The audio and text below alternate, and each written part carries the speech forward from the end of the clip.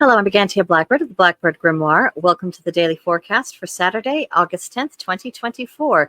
It is the day of the witch and the wizard. It is Loki's day, Saturn's day, the 20th of Leo, the 6th of Hazel, the 20th of Salmon, 15th of Hayanir, which is haymaking.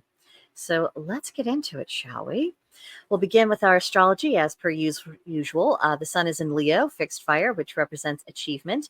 The moon is void of course, beginning in the morning. Then we're going to go through the entire day, the whole afternoon, and then at 5:43 p.m. Central Time, it finally goes into first quarter Scorpio, which is a fixed water sign and is secretive. So we have quite a chunk of the day. This is a very long void moon. For Mercury, it is retrograding in Virgo, mutable Earth, which represents reflection. Venus is in Virgo, mutable Earth, which means perfectionism. Mars is in Gemini, mutable air, which is pugnacious. Jupiter is in Gemini, mutable air, which is questing. Saturn is retrograding in Pisces, mutable water, which means to redefine dreams. Uranus is in Taurus, fixed earth, which is renovation. Neptune is retrograding in Pisces, mutable water, signifying spiritual awakening. And Pluto is retrograding in Aquarius, fixed air, which means to examine intentions. So for the retrogrades, for Mercury retrograde, the thing to do is to reevaluate communication patterns. For Saturn, reclaim your authority. Neptune, reclaim faith, joy, magic, and imagination. Pluto, reclaim your ability to regenerate. Chiron, and restore the heroic spirit. So we're in the first quarter moon, which means it's time to implement our ideas, the intentions that we set at the new moon, the brainstorming that we did when it was just that teeny tiny waning crescent. Now at the first quarter, it's about implementing those ideas. For the Scorpio moon, do focus, do research, go deep with things. The don'ts are cultivating new acquaintances, which means small talk, not the mood for it. Don't go to family gatherings, particularly if it's been a feisty sort of family dynamic for a while. Schedule it for a different day. And don't engage or be the victim of manipulation. So Saturn continues to draw us inward as we reassess where we stand and what we're going to pursue.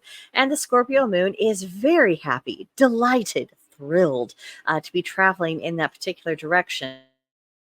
So leave you a day for private introspection, and that might lead you to get a tad obsessed with a new idea to pursue. Wherever it is taking you, it is probably feeding some aspect of your soul that has been hungry and starving for a little while. So by giving it what it needs, that might be just the addition to your calculations about where you're going to be going next. Now, our tarot of the day is the Three of Wands. The number 3 represents the third stage of the first stage, rather, of completion.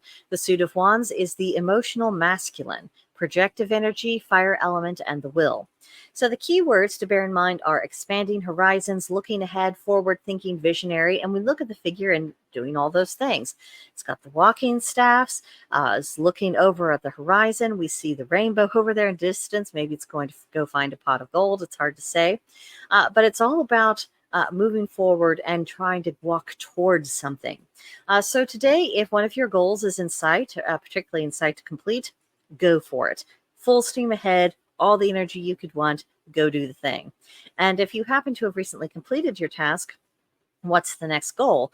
And if you haven't had a real goal that you've been intentionally pursuing up until now, this is the time to set one. Decide a direction that you really want to go into and explore and see what happens.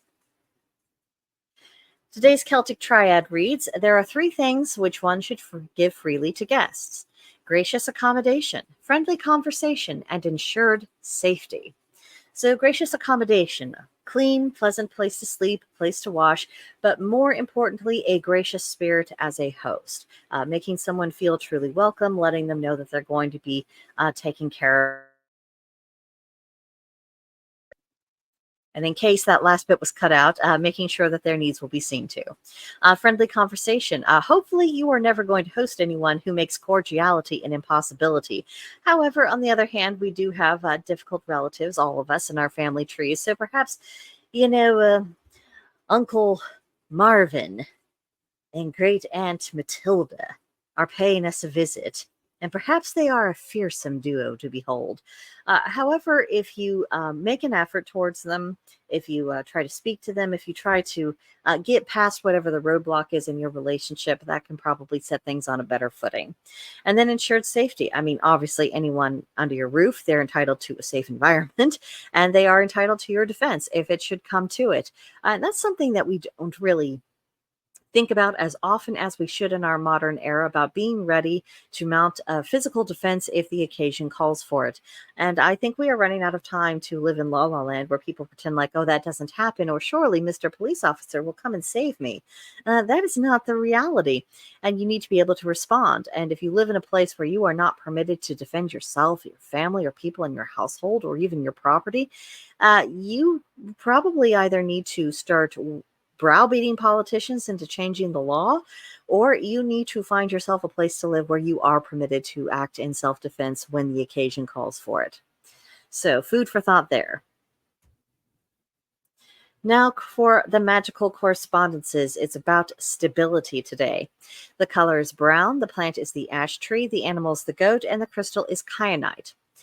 Now, I'd like to remind you of the charge of the goddess, which one of the lines states, if that which thou seekest thou is not within thee, thou wilt never find it without. So, in principle, the way I would like to apply it here is that all stability begins from within.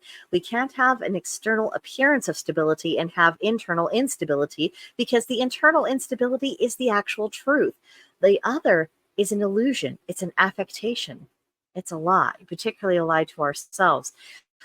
So recognizing where a sense of stability really comes from, and that is going to enable us to work on our insides so that anything that we do on the outside that lends itself to stability, it's actually going to have better and more long-lasting effect, because we're not having internal energy that's working against the intention.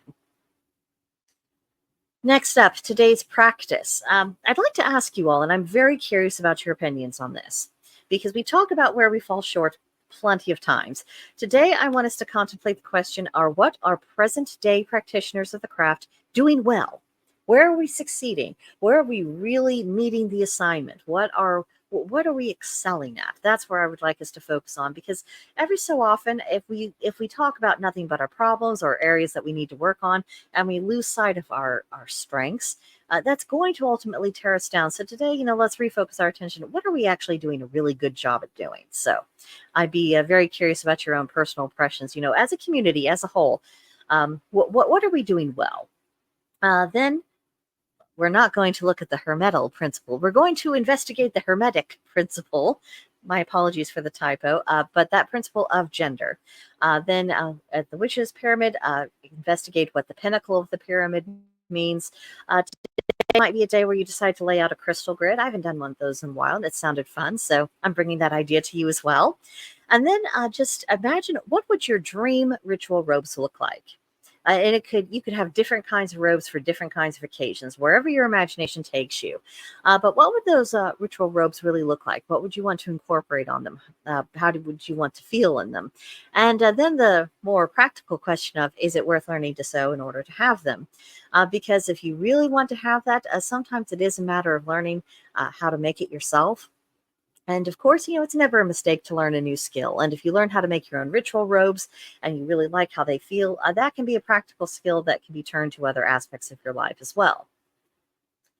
And for today's journaling prompt, what's next for you? Now, I chose this inspiration picture very deliberately. We have this lady in kind of this, I would imagine, the edges of a forest where the trees start to thin out a bit, and she's scurrying through it in a rather wispy white dress, very ghostly.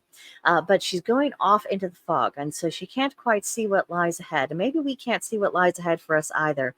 But what you want to be next, what are you running towards?